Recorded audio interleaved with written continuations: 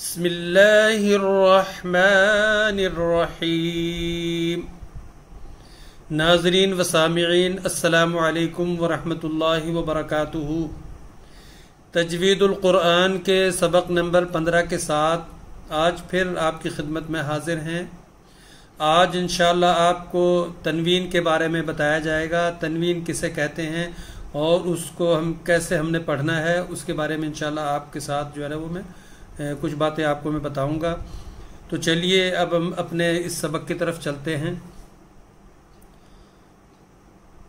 اعوذ باللہ من الشیطان الرجیم، بسم اللہ الرحمن الرحیم۔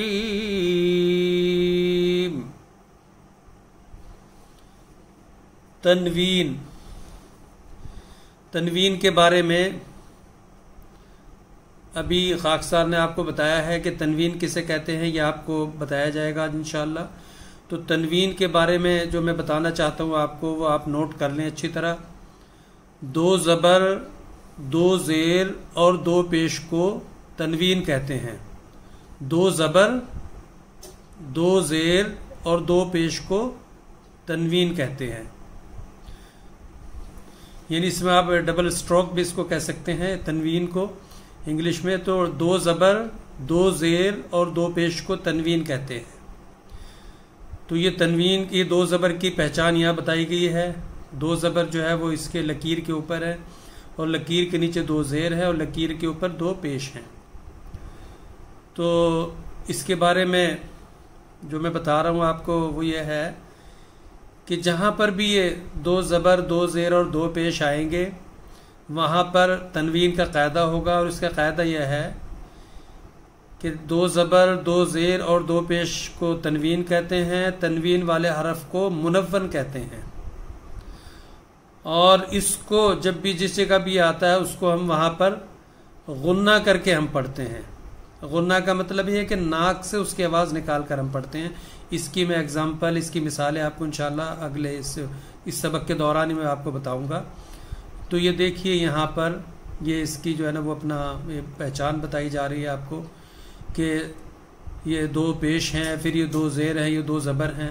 اس پہ جب ہم اس کو پڑھتے ہیں تو یہ دیکھنا ایسے، اور ان کی جو آواز نکلتی ہے اس کے بارے میں آپ کو بتا رہا ہوں اب۔ جیسے یہ ہے دال دو زبر دن، دال دو زبر دن، دن، دال دو زیر دن، یہ دن بنا ہوا دیکھیں یہاں، یہ دن بنا ہوا ہے۔ دال دو پیش، یہ ہے دن۔ تو اس کو بولیں گے دن، دن، دن۔ یہ اس کو پڑھنے کا طریقہ ہے۔ جیسا کہ اب یہاں ہم آ جاتے ہیں، یہ ہے اصل دال دو زبر دن، دن، یہ دیکھیں یہ بھی یعنی اس کی آواز نکلے گی، اس کی یہ سیم آواز ہوگی دونوں کی۔ دال کو جب ہم نون کے ساتھ ملائیں گے تو اس کی آواز نکلے گی دن، دال نون زبر دن، دال دو زبر دن، دن، دن، دن، دن، دن، دن، تن، تن۔ یہ اس لیے اس ساتھ میں دیا ہوا ہے تاکہ آپ کو پہچان ہو جائے کہ کس طرح اس کو ہم نے پڑھنا ہے، اس کی آواز کیسی نکلے گی۔ تن، تن، تن، تن، دن، دن، دن، تن، تن، تن، قن، قن، قن، رن، رن، رن، ذن، ذن، بن، بن، من من لن لن فن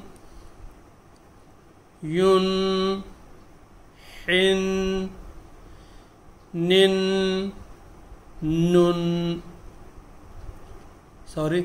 نن عن. تو یہ اس کی مثالیں آپ کو بتائی گئی ہیں کہ ایسے اس کو ہم نے پڑھنا ہے. جیسے کہ اس سے پہلے آپ کو بتایا گیا تھا، یہ پہچان بتائی گئی تھی، ایک زبر، ایک زیر اور ایک پیش. یہ بتایا گیا تھا ایک زبر، ایک زیر اور ایک پیش. اس کو کیا کہتے ہیں؟ حرکت کہتے ہیں. اور حرکت والے حرف کو متحرک کہتے ہیں.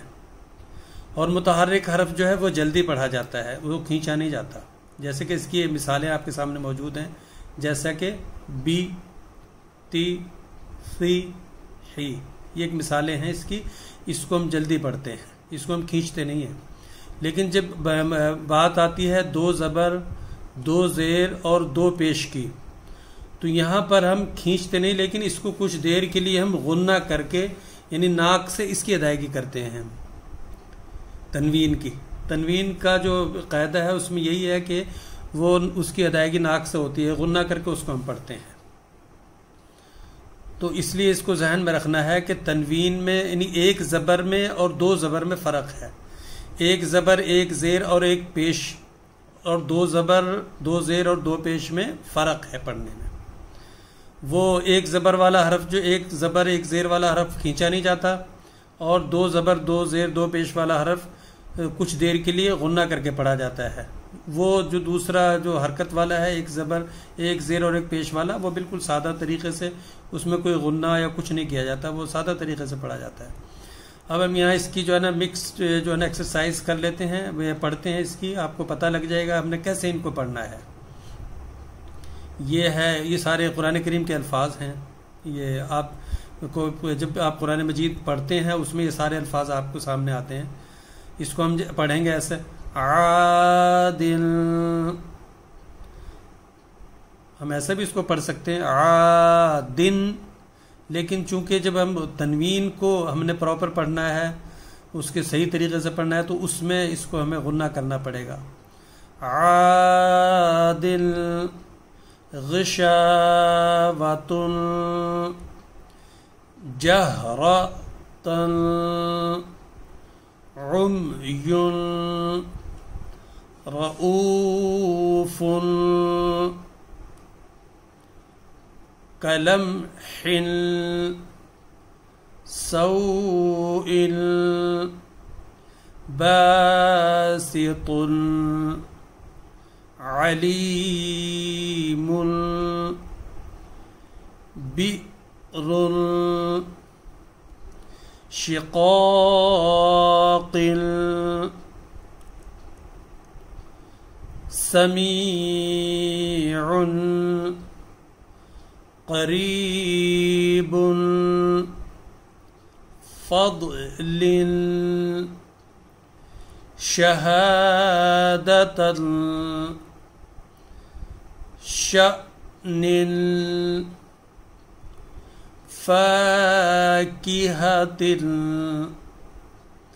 بعض قعید نسک بتابع. تو یہ جو حروف ابھی جو آپ کے سامنے میں نے پڑھ کے سنائے ہیں، ان کا جب ہم جائزہ لیتے ہیں تو چند ایک حروف کے بارے میں آپ کو بتا دیتا ہوں کہ ان کے جائزے سے یہ بات سامنے آتی ہے کہ ہر ایک حرف میں الگ الگ قاعدہ ہو رہا ہے تقریباً. اب جیسے کہ اس کو دیکھ لیں ہم، عین الف زبر ع، حرف مدہ ہے، زبر والا حرف الف کے ساتھ ہے. اور دال جو ہے اس کے نیچے دو زیر ہیں، تو یہ تنوین کا قاعدہ ہوگا. اس میں یہ حرف منون ہے. اس کو ہم جب پڑھیں گے تو غنہ کرتے ہوئے ہم پڑھیں گے عادل غشاوۃ. غین میں حرکت کا قاعدہ ہو رہا ہے، شین میں حرف مدہ ہے، اور واو میں حرکت ہے، اور تا جو ہے اس میں تنوین کا قاعدہ ہو رہا ہے. جہرتن جہ اس میں حرف ساکن ہے اور را میں حرکت ہے، اور اسی طرح جو تا ہے اس کے اندر کیا قاعدہ ہو رہا ہے؟ تنوین کا قاعدہ ہو رہا ہے، جو ابھی بتایا آپ کو۔ عمیل، عین اور میم میں حرف ساکن ہے، اور جو یا ہے اس میں تنوین کا قاعدہ ہو رہا ہے۔ رؤوف، را میں حرکت ہے اور حمزہ میں حرف مدہ ہے اور فا میں تنوین ہے۔ اور اسی طرح قلم، حل، کاف میں حرکت ہے، لام میں حرف ساکن اور حا جو ہے اس کے اندر کیا ہے؟ تنوین ہے۔ سوئل، سین جو ہے، سین واو، اس میں کیا ہے؟ حرف لین کا قاعدہ ہے اور حمزہ میں تنوین کا قاعدہ ہے۔ باسط، با جو ہے اس میں حرف مدہ ہے، سین میں حرکت ہے اور طا میں تنوین ہے۔ علیم، عین میں حرکت، لام میں حرف مدہ اور میم میں تنوین ہے۔ اگلی یہ جو لائن ہے اس کے بارے میں بتا دیتا ہوں آپ کو کہ اس میں کیا قاعدہ ہو رہا ہے۔ جیسے کہ یہ ہے فاکہۃ، فا میں حرف مدہ ہے، کاف میں حرکت ہے، ہا میں بھی حرکت ہے، اور تا جو ہے اس میں تنوین کا قاعدہ ہو رہا ہے چونکہ دو زبر ہیں۔ بعض، با جو ہے اس کے اندر حرف ساکن ہے اور ضاد میں تنوین ہے۔ قعید، قاف میں حرکت ہے، عین میں حرف مدہ اور دال میں تنوین کا قاعدہ ہے۔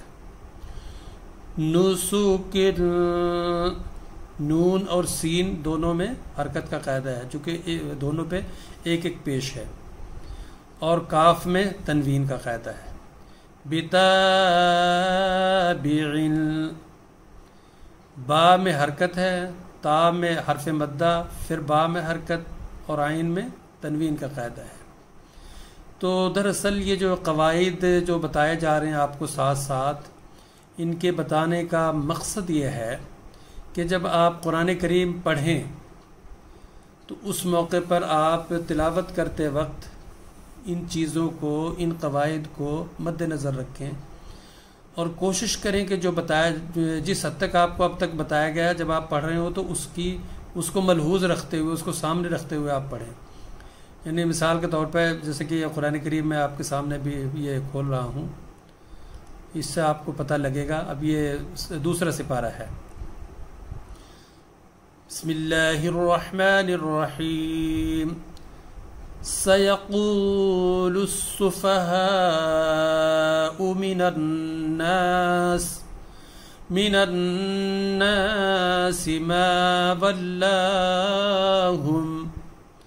ما ولاهم عن قبلتهم التي كانوا عليها۔ اب یہ دیکھنا آپ کے سامنے میں نے پڑھا ہے اس کو، سیقول، سیا، سین اور یا میں حرکت کا قاعدہ ہے اور قاف میں حرف مدہ ہے، اور لام چونکہ یہ اس میں تشدید ہے، یہ شدہ ہے اس کے سین کے اوپر، تو اس میں لام اس کے ساتھ ملے گا۔ سیقول السفہاء، چونکہ ابھی میں نے تشدید یا شدہ کے بارے میں آپ کو نہیں بتایا، وہ جب آگے آئے گا انشاءاللہ اس کے بارے میں بتاؤں گا۔ مد کے بارے میں بھی ابھی نہیں بتایا، تو چونکہ اس وقت میں آپ کو مد کے بارے میں نہیں بتا رہا، جب آگے قاعدہ آئے گا اس موقع پہ بتاؤں گا تو آپ کو پھر پتہ لگ جائے گا۔ من الناس، نا جو ہے اس میں حرف مدہ ہے اور سین جو ہے اس میں حرکت ہے۔ ما، میم میں حرف مدہ ہے، عن حرف ساکن، قب حرف ساکن، لام میں حرکت، تا میں حرکت، پھر ہا میں بھی حرکت ہے، اور اس میں چونکہ یہ تشدید والا ہے اس کو بتایا نہیں ابھی آپ کو، میں اس موقع پہ ابھی آپ اس بارے میں آپ کو نہیں ڈالنا چاہتا کہ آپ کو پتہ نہیں لگے گا، تو اس کو میں چھوڑتا ہوں۔ لتی کی جو تی ہے، تا جو ہے اس میں حرف مدہ ہے، کاف میں بھی حرف مدہ ہے، نون میں حرف مدہ ہے، عین میں حرکت ہے، اور لام میں حرف لین ہے، اور ہا میں حرف مدہ ہے۔ تو یہ قرآن مجید کے حوالے سے میں نے آپ کو یہ قرآن مجید کے کوئی آیت کا ایک حصہ پڑھ کے آپ کو سنایا ہے. صرف مقصد یہ ہے آپ کو بتانے کا کہ آپ کو یہ پتہ چل جائے کہ جب ہم نے یہ قواعد سن رہے ہیں تو ہم نے قرآن مجید کی جب ہم تلاوت کریں تو اس چیز کو مد نظر رکھتے ہوئے ہم کریں. بتانے کا مقصد ہی یہی ہے. تو دعا ہے کہ اللہ تعالی ہم سب کو قرآن کریم کو صحیح رنگ میں پڑھنے اور اس پر عمل کرنے کی توفیق عطا فرمائے. وآخر دعوانا الحمد للہ رب العالمین.